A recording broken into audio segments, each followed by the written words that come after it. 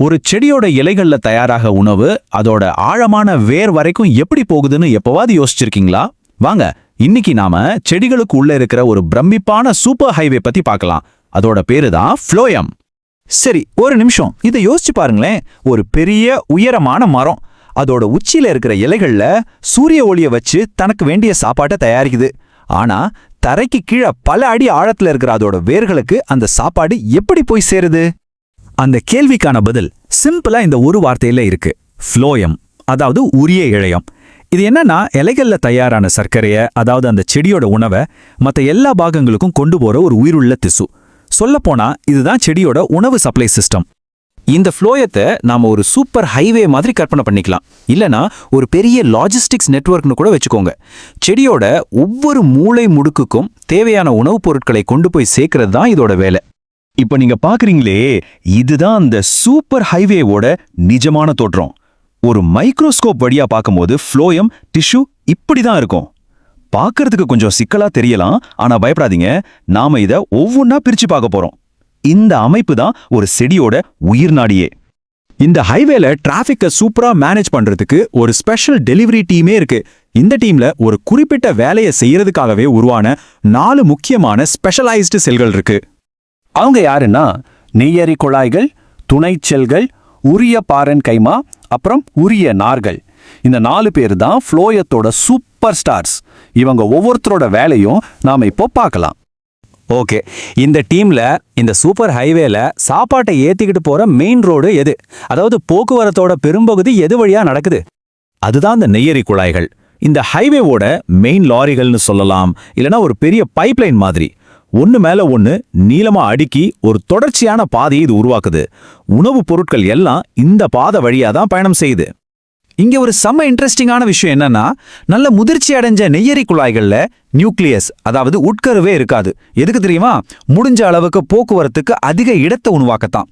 எவ்வளவு ஒரு அறிவார்ந்த வடிவமைப்பு பாருங்க. ஆனா யோசிச்சு பாருங்க, ஒவ்வொரு லாரிக்கும் ஒரு டிரைவர் வேணும்ல. நியூக்ளியஸே இல்லாத இந்த டியூப்ஸை யாரு கண்ட்ரோல் பண்றா? இந்த ஒட்டுமொத்த ஆபரேஷனையும் நிர்வகிக்கிறது யாரு? அந்த வேலைக்கு தாங்க இருக்காங்க நம்ம துணை செல்கள்.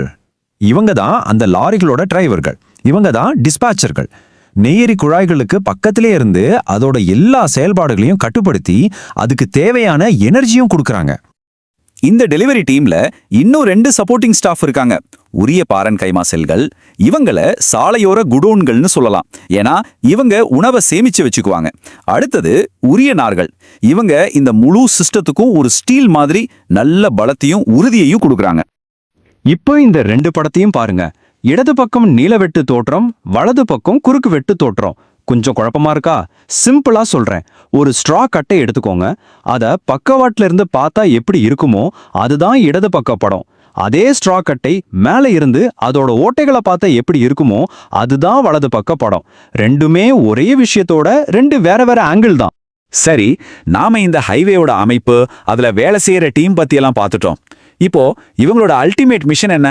ஒரே வரியில சொன்னா, மூலத்திலிருந்து சேருமிடத்திற்கு உணவை கொண்டு போறதுதான். இந்த சர்க்கரையோட பயணம் ரொம்ப சிம்பிள். 3 ஸ்டெப்ஸ் தான்.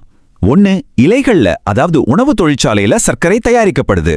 2, அந்த சர்க்கரைய ஃப்ளோயம்ங்கிற சூப்பர் ஹைவேல ஏத்துறாங்க. 3, வளர்ச்சிக்கு அல்லது சேமிப்புக்கு எங்கெல்லாம் தேவையோ, அதாவது வேர்கள், பழங்கள், பூக்கள்னு எல்லா இடத்துக்கும் அதை பாதுகாப்பா கொண்டு போய் சேர்க்கறாங்க. சுருக்கமா சொல்லணும்னா, ஃப்ளோயம்ங்கிறது ஒரு செடியோட நகரத்துல அதோட ஃபேக்டரியான இலைகளையும் மற்ற முக்கியமான பகுதிகளான வேர்கள், பழங்கள், பூக்களையும் இணைக்கிற ஒரு முக்கியமான சப்ளை லைன். நம்மளோட சோர்ஸ்ல இது ரொம்ப அழகா சுருக்கமா சொல்றாங்க. உரிய இழையத்தின் முக்கிய தொழில் இழையினால் உற்பத்தி செய்யப்படும் உணவை தாவரத்தின் எல்லா பகுதிகளுக்கும் கொண்டு செல்வதுதான். இதுவிட தெளிவா சொல்லவே முடியாது இல்லையா?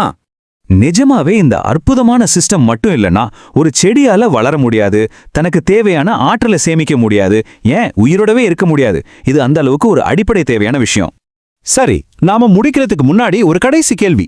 ஃப்ளோயம் உணவை இலைகள்ல இருந்து கீழ்நோக்கி மற்ற பாகங்களுக்கு கொண்டு போகுதுன்னு பார்த்தோம். அப்போ வேர்கள்ல இருந்து தண்ணிய மேல் நோக்கி இலைகளுக்கு கொண்டு வர்றது யாரு? யோசிங்க. ஒருவேளை இது நம்ம அடுத்த விளக்கத்துக்கான டாபிக்கா இருக்கலாம்.